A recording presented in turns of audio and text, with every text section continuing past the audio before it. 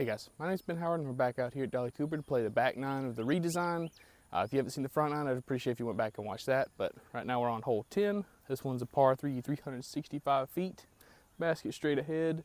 Biggest thing to pay attention to is, I'm assuming the walking path that's off to the right is short of the basket is going to be OB. The only other mistake you can really make is being short and left, like behind this wall of stuff right here. Because if you're in there, it's very, very difficult to get to the basket. Like odds are you're just going to have to chunk through the wall of trees and hope you get lucky. So I'm gonna go with the overstable distance driver, try and throw it out to the right, and just main thing is just trying to get the distance right and try and, you know, miss to the right without bringing the OB line into play.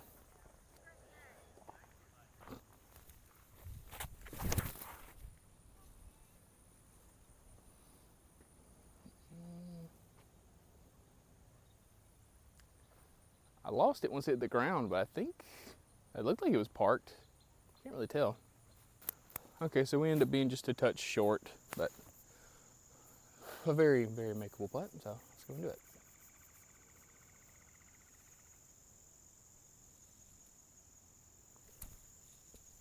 Yes, there we go. All right guys, so for hole 11, we got a par 3, 295 feet.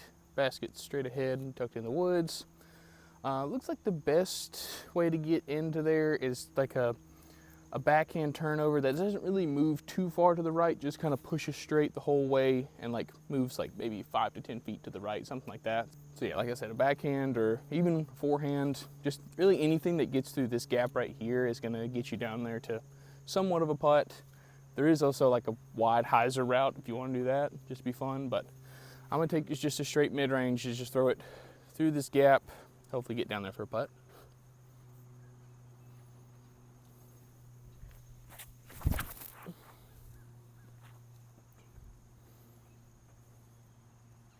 Yeah, that should be a putt.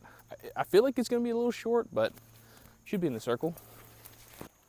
Okay, so I was right, just ended up a little short.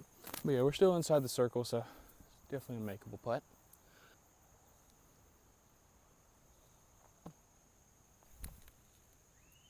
Oh man, thought I did it. All right guys, we're on hole 12. This one's a par 3, 260 feet. Basket's down this way, tucked off to the left just a little bit. This is one of those holes that can kind of tempt you into throwing like a straight to overstable disc when all you need to do is just throw something straight. If you get the distance right, you'll be like 15 feet from the basket, something like that. So I'm just gonna take a straight throwing putter and just try and hit the gap.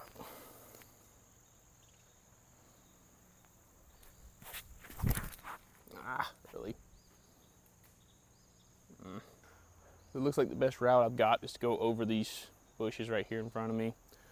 I think I'm gonna go spike hyzer around the right side. So hopefully you'll see a disc come in right at the basket.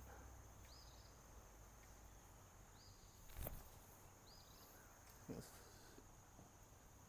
think I threw it a little like long, but I think I'm in that ditch behind the basket where I'll have a pretty manageable putt.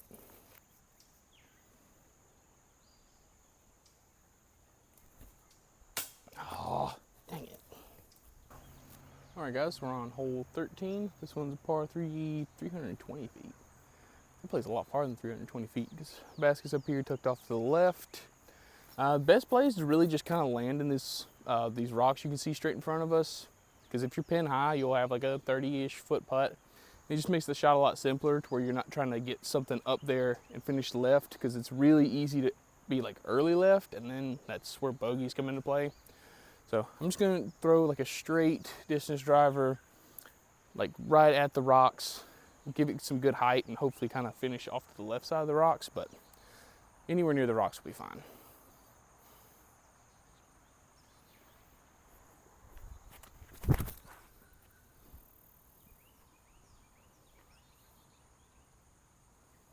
Oh yeah. Oh, that's perfect. That should be like a 15 to 20 footer.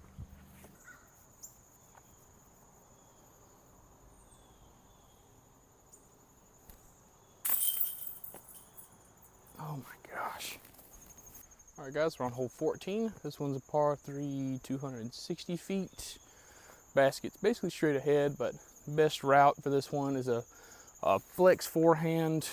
You just want to chop it like right at these trees on the right, get it to bend off of them, flatten out, and just push straight all the way down there to the basket. Yeah, just go over the overstable driver. There is an OB creek way off to the left, which shouldn't really come into play unless you throw like a roller accidentally or something like that. But yeah, main mistake I don't want to make is being early to the and to the right. So that's where it's really hard to scramble from. So if anything, I'd like to turn it over just too much. I don't need to get through the gap.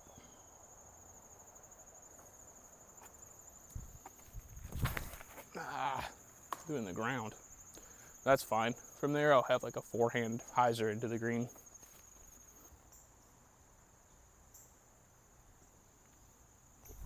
Oh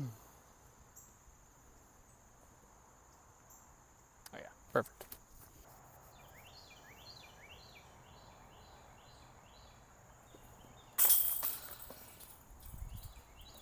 All right, guys, we're on hole 15. This one's a par 3, 210 feet. Basket's down off to the right. Biggest thing to worry about in this hole is going too far to the right, because you can end up on the last hole's fairway and have like nothing. But as you can tell, the ground slopes from left to right the whole time. So at any point throughout this hole, you can land incorrectly and just roll all the way down the hill. I like the forehand approach disc shot, mainly just because it's a lot easier to hit this gap with, and kind of guarantees the par more than anything else. Because even though this is a 200-foot hole, getting a par on this one's very nice. So let's see what we can do.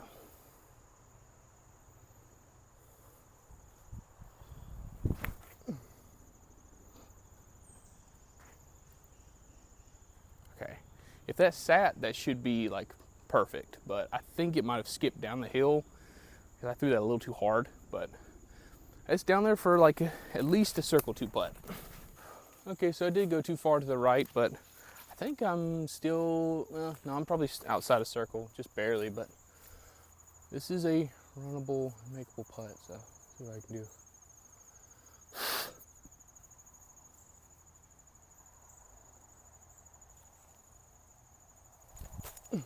Come on. Dang it. All right, guys, we're on hole 16. This one's a par 3, 190 feet. You can see the basket straight ahead. Biggest thing to pay attention to in this hole is obviously we've got a gap to hit, but we're going really far uphill, so I need to step up to a mid-range if I want to get up there with the backhand. The forehand play's not bad on this hole, but I just feel more comfortable hitting this gap with the backhand, even though it does bring these trees in on the left. But I'm just going straight to understable mid-range, just going to pump it through the gap.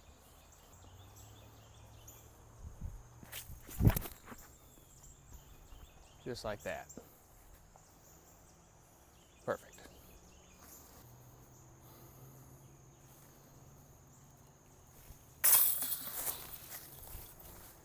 All right, guys, we're on hole 17. This one's a par 3, 235 feet. Basket's tucked around the corner off to the right. This is the last hole that they actually changed in the redesign, because they brought this tee pad back just a little bit more into the woods. So you pretty much only have the forehand play, which I kind of don't like too much, because I always like to go one down the right side of this tree, because it's just a touchier shot. It's a little bit more fun, a little bit more challenging, whereas the forehand hyzer is really just eh.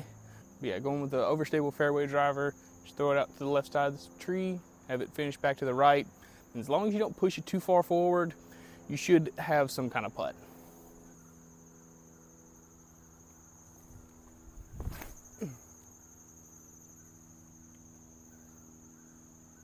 Yeah, that should be really good.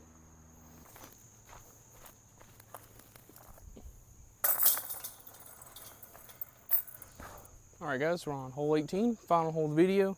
This one is a par 3, 230 feet. Basket's just straight ahead.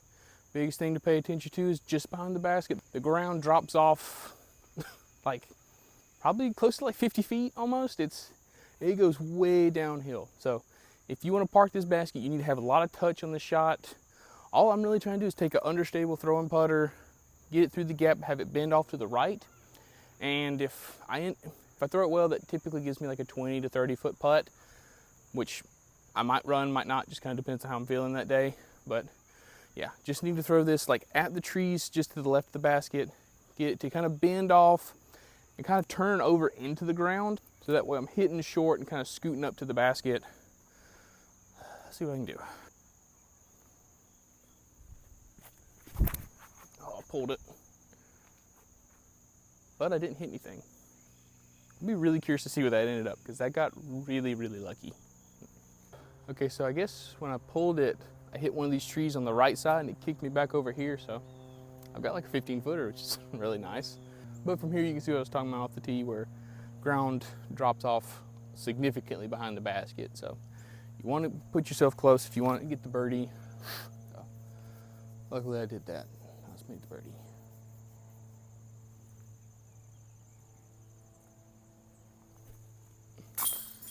Go. All right, guys, that finished up a round out here, the redesigned Dolly. Like I said, I do like how this course turned out. The only real complaint I have is, like I said, in the front nine, like there's just not a ton of scoring separation out here. Like there's not many holes out here where you're going to take anything worse than a bogey, and like even then there's not many holes out here you're going to take a bogey on. And the only reason I'm really harping on that aspect of the course is just because I know there's a ton of tournaments that are played out here. Like there's one out here, it feels like every month or something like that. And so I don't want this to become like a course where people kind of get bored of it and don't want to play tournaments out here. But I think if you sprinkled in some artificial OB, you can make this course into something that has some teeth and would be a lot of fun to play tournaments at.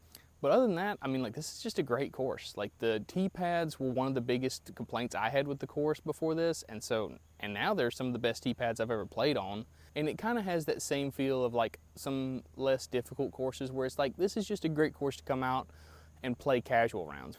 And they're great courses to have because they're great for every skill level, where a rec to intermediate player is going to come out here and try and see if they can shoot under par or how consistently they can shoot under par. And advanced players like myself are going to be out here trying to see how far under par they can get. And this is a place where you could take beginners or even people who just kind of randomly found it can come out here and play and still have a good time. So yeah, I definitely would say I'm really happy with how this course turned out.